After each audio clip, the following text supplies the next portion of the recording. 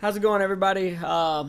Welcome back to the third episode of the Sports Talk Lounge. What's up? Hope I said that right. I know I sound a lot better. Had a few equipment improvements. Oh yeah. And just trying to bring you guys the best possible quality as we can get you guys. Oh yeah, we try to make improvements every show. Every show, just just for the fans, man. I mean, not trying to downgrade anybody, but listeners of the show, we'll call you guys. So I got a lot of topics today. We got some Hawks, we got some Braves. Yeah, we got a lot of got Hawks. some other, a lot of Hawks stuff. Yeah, a lot. It's gonna be a lot of Hawks in here. I got some not personal requests, but some topic requests. On the Facebook page. I probably sound like I'm 70 when I just said that shit. On the Facebook. But you know what I'm saying. So yeah, a lot of things happened this weekend, and BJ, I'll let you pop it off. Well, yeah, I mean, like you said, welcome back to the lounge. It's a sad day in Atlanta, but a day we're all too familiar with. Another one of our teams eliminated from playoff contention. Now, I don't want to be negative Nancy today. I want to look at more of the positive side of everything. I'm really happy. It's hard to say you're happy with getting swept in the Eastern Finals, but I'm happy with the season as a whole. Talking about the Hawks.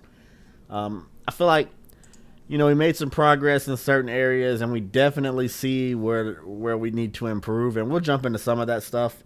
But just an overall evaluation, I didn't have a ton of expectations going into this Hawks season. I knew last year, as an 8 seed, we were hanging around with Indiana. I knew Horford coming back. We had a chance to be better, maybe win the first round playoff series. Second round, depending on the matchup, I wasn't really sure. I don't really go into NBA seasons expecting a ton because we all know how the NBA works. It's WWE with a basketball. LeBron James exactly is John Cena. Go ahead. I'm just elaborating on what you're saying. Right. I mean, John. Okay, he's been to 5 straight NBA Finals now, so he's the most polarizing figure probably in sports now. I think he probably passed Tiger Woods, wouldn't you say? Yeah. Like he's people have an opinion about LeBron. They either love him or hate him. There's not a lot of people who are indifferent. You're either a LeBron nut rider or you're a LeBron hater. So, but it's like the people that hate LeBron have valid reasons to hate him, but it's the people that like slobber all over him. Yeah. Just love him because of his name. You know what I'm saying? Because when you start pulling these stats out, it's like, oh, well, this, and that. It's like, no, that's not how any of this works. Right. Like, your stats is who you are. He's not a great shooter. He's not a great free throw shooter. He's an excellent passer. I'll give him that. He's a 6'8", 6'9" point guard, basically. But I just feel like, and a lot like Dominique said, and this isn't going to turn into an anti-LeBron video. He's definitely the best player in the league right now. I don't think nobody can really debate that. I know Steph Curry, there may be some debate, but, just because he's the best player right now doesn't mean he's an all-time great. And it's hard to compare different eras, I guess. But I just feel like he's overrated, and it's hard. I know how stupid that looks for a Hawks fan to come out and be like, "Oh, this guy's overrated," when he basically just shit all over our doorstep and set it on fire and laughed about it. But man, no one knew going into that Hawks and Cavs series that J.R. Smith was going to shoot like 70% from 3. Shumpert was going to shoot 60%. I'm being facetious, but this team that the Cavaliers are right now, I don't know if it's just because the Hawks were that bad and we weren't closing out on open shooters or whatever the case. But, man, J.R. Smith is throwing up like fadeaways at the shot clock buzzer with 2 people guarding him. I don't know how anybody could have called that.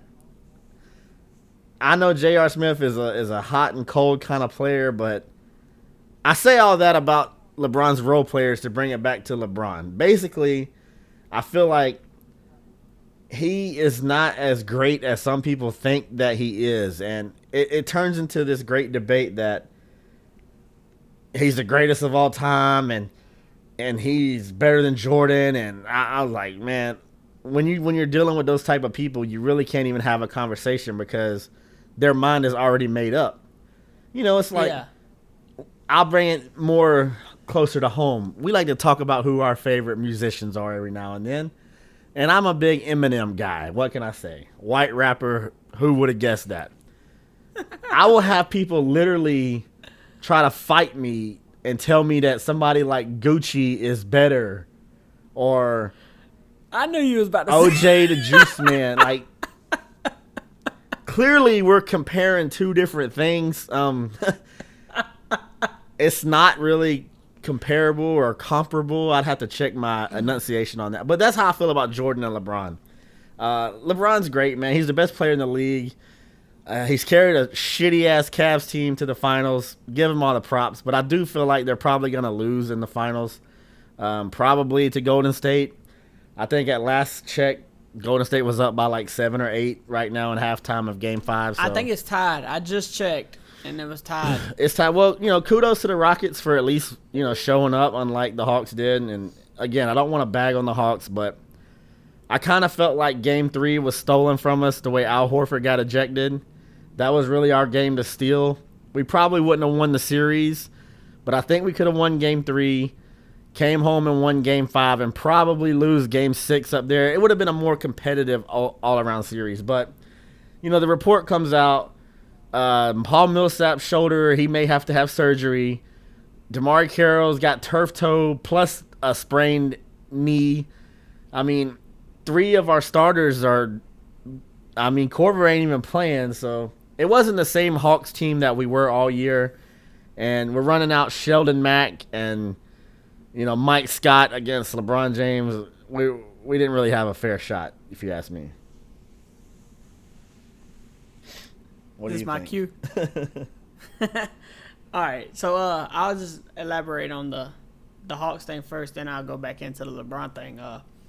Basically with the Hawks is, like you just said, is we really didn't even have our real team on the court. Right. And hell, Jeff Teague was hurt. He got hurt. He rolled his ankle twice in the playoffs. Yeah. And you had Al Horford got ejected.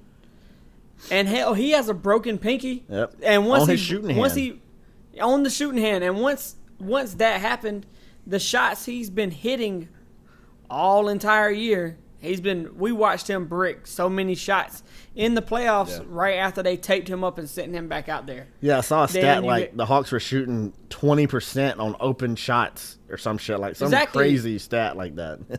And it's like, then you have Millsap, who's hurt, like you just said, has to have surgery. And that leaves Korver. Korver is Korver. He's not he's not the greatest player of all time, but he's a pretty good fucking shooter. So when you leave Korver out there and he's like the only one healthy, but hell, he just came off a broke nose. Yeah, he had a broke nose. Yeah, there you go. So our whole starting 5 is injured. It's hurt. Exactly.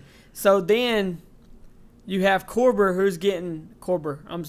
that's fucking stupid. Korver, who was getting double teamed nonstop, and he couldn't get a shot off. Yeah. Hell, the only shots I seen him make was rushed off 1 foot, like leaning to the side, like 3-pointers. Those are the only shots he could get off. So he was getting harassed, man, and he was having games with like 4 or 5 steals. Like his defense was good as fuck, but you can't score when he's an only catch and shoot kind of guy. Well, the series changed a lot when he was knocked out because people have to respect him. When he's posted up in the corner, his guy can't sag off and come down in the paint and help rebound and help block shots. So exactly, without it changes him the being whole there, offense with him not in there. It really clogged up the lane. Like, I love Kent Bazemore and whoever else was getting minutes for Korver, but it's just not the same as having a guy who shot almost 50% from 3 out there, So, all in all, people can say what they want about Atlanta, so I can say what I want about them, and they can suck my dick. Right. And that's just how I feel. It's like you can't say this is like somebody said that on somebody's Facebook, like this is the worst 1 seed ever. No, man, suck my dick, man. Yeah, How about they that? just dog? trolling, dude. Our whole lineup is hurt. Then you have a 60-win team with 19 straight wins. Like this is not obviously the same exact team. And Right. I get the playoffs are different, but they're not that different. I mean, when your whole starting lineup's hurt, it is that different. You know what I'm saying? But Well, to we say beat they're the every worst team. 1 seed ever, come on We beat now. every team in the league this year except for San Antonio. And one of the games we lost was like they called a bullshit foul at the buzzer for Tim Duncan to shoot free throws. So whether I know regular season doesn't mean anything to some people, but we beat every team in the league, including Golden State. We swept the Clippers. We swept the Rockets. You know, I mean, we definitely looked like we were a team that was barely hanging on, and we still managed to beat a superstar in John Wall. And I saw some Wizards fans all super salty talking about if Wall wouldn't have missed 3 games, they would. Dude, they won one of the games he missed. What the fuck? Yeah, I don't even know what he's talking And then about. 2 of the games he played, game 5 and 6, he played. He was healthy, and they lost. Like, his hand wasn't a factor. He was getting to the rim. He was making his shots. He was getting an assist, and the Hawks still beat him. So I don't want to hear this. The Wizards should have beat the Hawks if John Wall. Whatever. Stop it.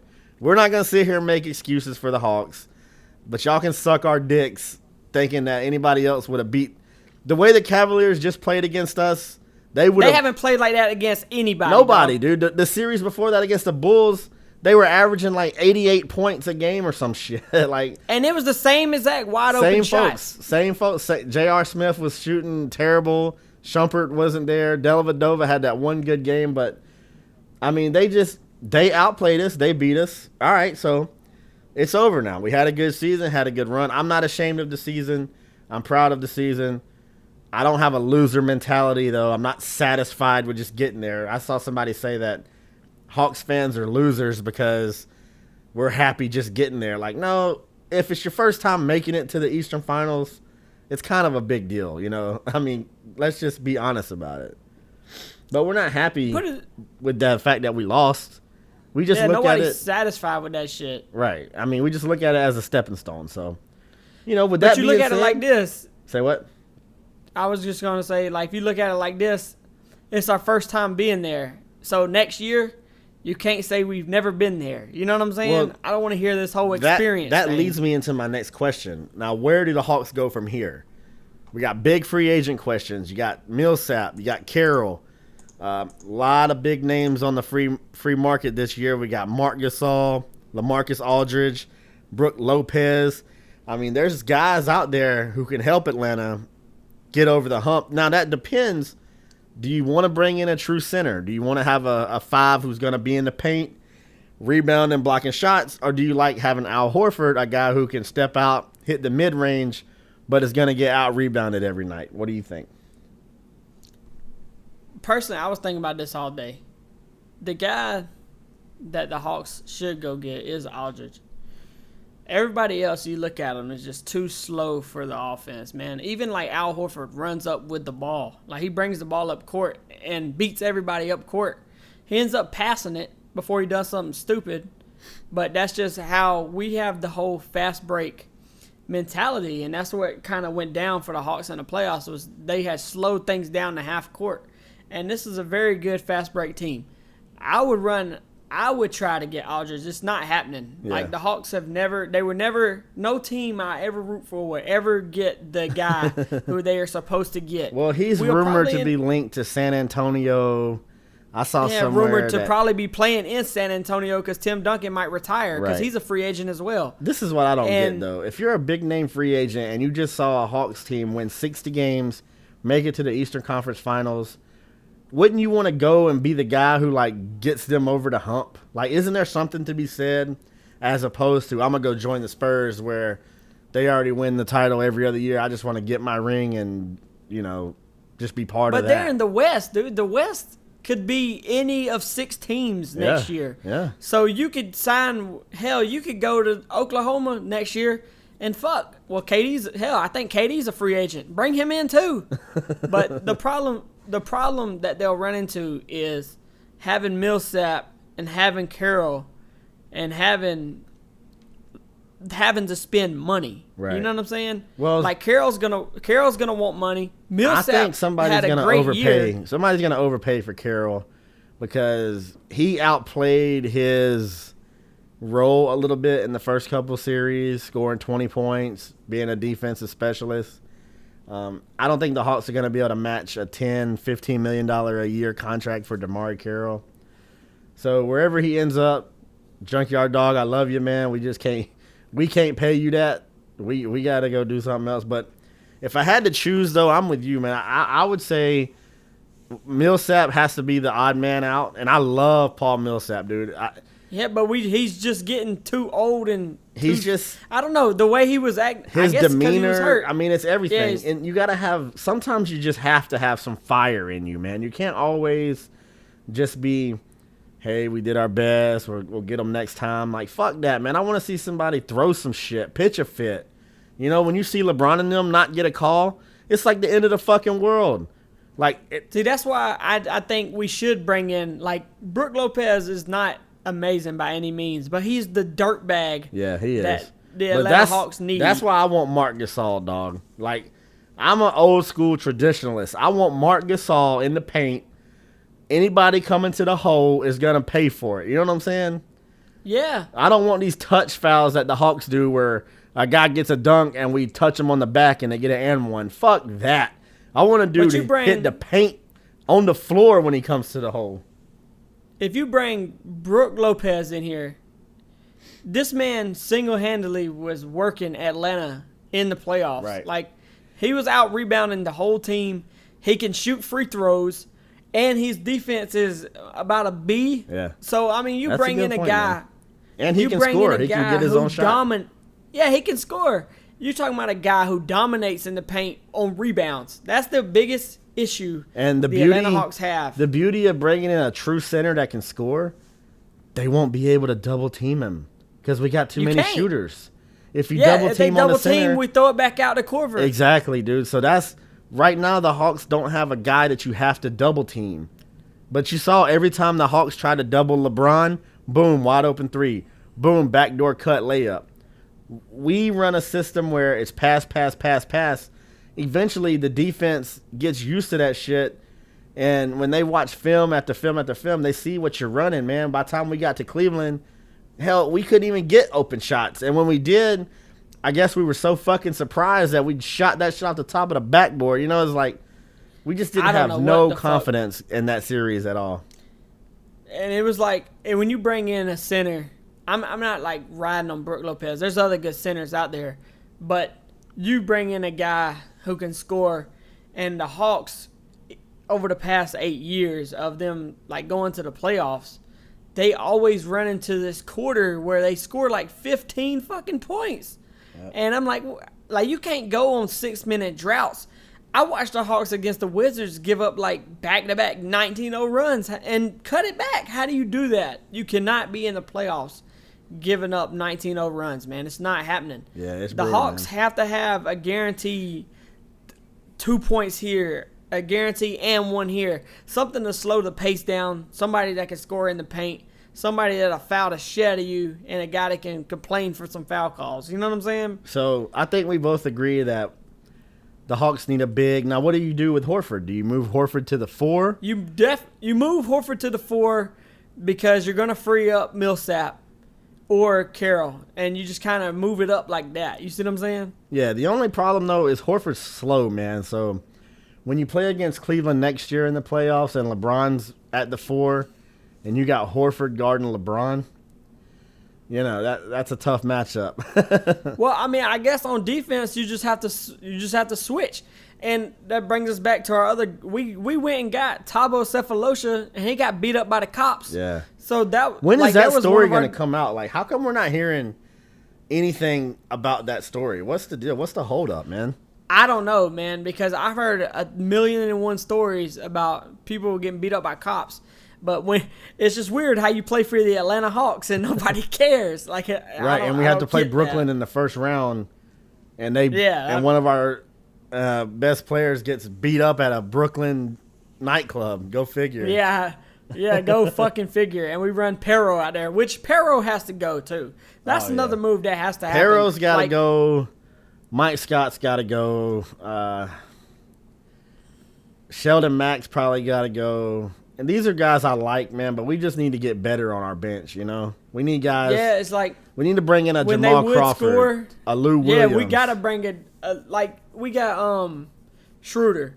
Yeah. Schroeder would be a good 6-man. You know what I'm saying? But Schroeder's ass is going to be playing summer league working on his fucking jump shot, man, because he can get to the hole, but they be leaving him so wide open, like, here, please shoot a 3. And his jump shot is so ugly, dog. What the fuck? Like, you grew up in Germany watching Dirk Nowitzki. Why do you shoot so fucking ugly? I don't know what is that doing, shit? Man. And that's, but I have seen that too, and I think Schroeder. I was on the fence about them keeping Jeff Teague, but I think they're gonna keep developing Jeff Teague and trying to develop Schroeder because Schroeder. Yeah, we got Teague under contract for 2 more years, I think, and we got Horford for 1 more. If anything, we're not. I don't think we'd get rid of Teague at all. We'll keep Schroeder, but unless somebody wants to trade for him, I mean, he's a good up and coming guy. Like he's like 20, I think, and. Yeah. So where does that leave us in the draft then coming up? What do we draft? 15, 16? I swear we draft in the same spot every year. It's just weird how another conspiracy, like when LeBron's not in Cleveland, Cleveland gets 3 fucking number 1 picks. I don't know. Right. I don't know anything about basketball, but I'll tell you that's some bullshit. You know what I'm saying? Get the fuck out of here, dog. Yeah. You got a team. Who was a team that wins like 15? Detroit? What, they win like 15? Yeah, the Knicks had like the worst record all year, fucked around and beat us and somebody else, and then it dropped all the way to number 4. That's what they are, dog. Dumbasses. That's so fucking stupid. With the draft, man, the Hawks have never just drafted somebody dominant. I don't care what position they've been in. I don't remember one guy we've taken who just came out and been fucking lights out. Yeah, we had a number 2 pick one year. We took Marvin there you go. Williams, and we passed on. I remember like we took Marvin Williams, AC Law. We passed on Kevin Durant for fucking Marvin Williams, or was that Al Horford? No. Yeah, he was with Al Horford. Durant was drafted 2nd, and we drafted Horford 3rd. Okay. I know. No, we passed. But we drafted Sheldon Williams. No, we passed on Dan on Dickow. Chris Paul over Marvin Williams. That's what that was. Yeah. Yeah, exactly. So that's all you need to know about the Hawks franchise. And you wonder why we're so happy about this year. I'll never, ever invest any stock in any draft in any sport. Well, we're getting up to the close to a 20-minute time limit here. Did you want to wrap up the discussion here we'll about just, the Hawks? so that's what we think the Hawks will do. We'll have to wait and see what they do in free agency. But going into next year, what are your expectations overall, man? You think we could get back there or even make it further? The Hawks will probably end up being the 2 seed. I mean, counting on another 60-plus win that's amazing. If they do back-to-back seasons with that's amazing. So I'm gonna be realistic here. I'm gonna go a 2 or 3 seed because I don't know if Derrick Rose will stay healthy or not. But you know the NBA loves some Derrick Rose. So I got the Hawks fighting for that 3 and 4 spot with Washington and the Pacers, man. Or either one of them. I mean, them 3 right there is a toss up, but my 2 lead pipe locks. I'm gonna go with 1, 2. I got Cleveland, then I got Chicago. Then the 3, 4, and 5 is gonna be a rotate between the Pacers, Hawks, and Wizards. And that's how I got my East working out next year. In the end, though, I see us getting back to the conference finals. Of course, right? Right. Against LeBron and epic rematch. Why not, right? You know. Yeah, my only concern next year is I want to see what we do in free agency. I want to see what pieces we add. I definitely agree with you with taking a step back. 60 wins. I mean, at one point, dude, we were 53 and 14. That's amazing, dude. And then we ended up going like 7 and 20 or something. Like, I know it was ridiculous, and then we ended up going 500 down the stretch or something like that. But we rested guys a lot this year, though. That's the thing. I mean, we're probably going to rest guys next year. Chicago, to me, is done. That whole Derrick Rose and Jimmy Butler. Oh, yeah, Jimmy Butler's a free agent, isn't he? I feel like. Yeah, but he's restricted those. I think they're going to sign him to a max deal. He's not going anywhere. But I don't see them as a threat to the Hawks. My biggest concern is Indiana. With Paul George coming back, we're talking about a team that was a number 1 seed 2 years in a row or something like that. They were there, dude. They were there. I'm not concerned about Washington. They're going to lose Paul Pierce, and then you got to depend on John Wall and Bradley Beal to lead your team. Bradley Beal will get hurt and miss 50 games again. So they'll end up being a lower seed in the East, probably 5 or 6. So I'm with you. Hawks can be anywhere from 1 to 4, just depending on how hard we play every night. I don't think Cleveland really cares about the 1 seed, so they'll probably finish around 50, 55 wins, right there with Atlanta, right there with Indiana, and then, everybody else just kind of get in where you fit in, you know what I'm saying? But I figure we win the first round, if we had to play somebody like Chicago or Washington or Milwaukee. Not really concerned about Milwaukee. Not concerned about the Knicks. Not concerned about the Bobcats or the Hornets or whoever the fuck. Not concerned about the Heat.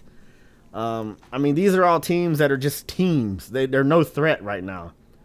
So you got to like the Hawks' chances of at least getting back, a second round, possibly another Eastern final, and then who knows, Maybe with somebody who can box out Tristan Thompson and somebody who can make an open jumper, we might have a better shot at it next year. But, like I said, all in all, pretty happy with the Hawks, pretty happy with the season.